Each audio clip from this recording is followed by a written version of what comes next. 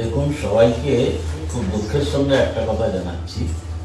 আমি গত 15-20 দিন ধরে অসুস্থ এবং তার মধ্যে 8 দিন ধরে আমি কলকাতার মেডিকা বলে একটি হাসপাতালে আমি বেড রিডেন।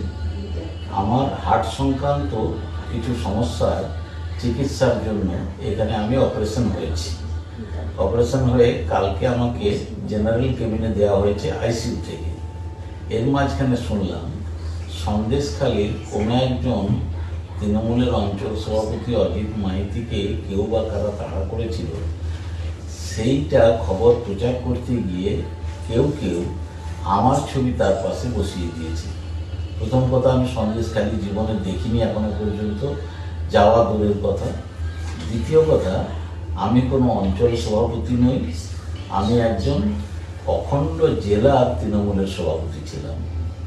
তৃতীয় কথা, আমি একজন বিধায়ক। চতুর্থ কথা, আমি একটি পরিচিত মুখ বা নাম অনেকের কাছে। পঞ্চম, আমি হাসপাতালে শুয়ে আছি বিছানায় এখনো পর্যন্ত, এই মুহূর্ত পর্যন্ত যখন আমি কথা বলছি। এখন আমাকে ডাক্তাররা কবে ছাড়বেন আমি তাও জানি না। তো এই প্রচারটা আমার মনে হয় ভ্রমবশত হতে পারে। আমার ছবি লাগিয়ে দিয়ে, যেহেতু সেই অজিত মাইতির ছবি ওরা পায়নি, আর আমার ছবি যেহেতু সমস্ত মিডিয়া হাউসের ঘরে আছে, তাই হয়তো সেই ছবিটা কেউ লাগিয়ে দিতে পারেন, কিংবা অন্য কেউ উদ্দেশ্য প্রণোদিতভাবে এটা করতে পারেন, আমি জানি না। আমি কাউকে দোষারোপ করছি না, আমি শুধু অনুরোধ করছি, অনুগ্রহ করে এই প্রমাদ, এই ভ্রম সংশোধন করুন। কেন না, এতে আমার যারা ওখানে আমায় যারা ভালোবাসেন, আমার এলাকায় পশ্চিম মেদিনীপুরে, আমার বাড়ি পশ্চিম মেদিনীপুরে, সন্দেশখালীর সঙ্গে এর কোনো সম্পর্ক নেই। তো সেখানে আমার লোকেরা খুব হার্ট হচ্ছেন, দুঃখবোধ করছেন যে কেন এই ভ্রম হবে।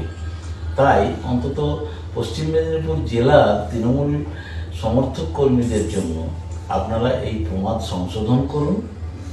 এরপর অনুগ্রহ করে এই প্রচারটা টুইটার, ফেসবুক, ইনস্টাগ্রাম বা অন্যান্য কোনো প্রচার মাধ্যমে বা চ্যানেলে আপনারা অনুগ্রহ করে প্রচার করবেন না। এরপরেও যদি কেউ প্রচার করেন, দুর্ভাগ্যবশত আমায় ধরে নিতে হবে, তারা উদ্দেশ্য প্রণোদিতভাবে আমার ইমেজ নষ্ট করবার জন্যে কোনো একটা কুৎসিত শালীনতাহীন খেলাতে নেমেছে। আমি হাত জোড় করে সবাইকে অনুরোধ করছি, অনুগ্রহ করে এটা যদি বন্ধ করেন, তাহলে এতে সামাজিকভাবে অন্তত সবারই মর্যাদা বাড়বে।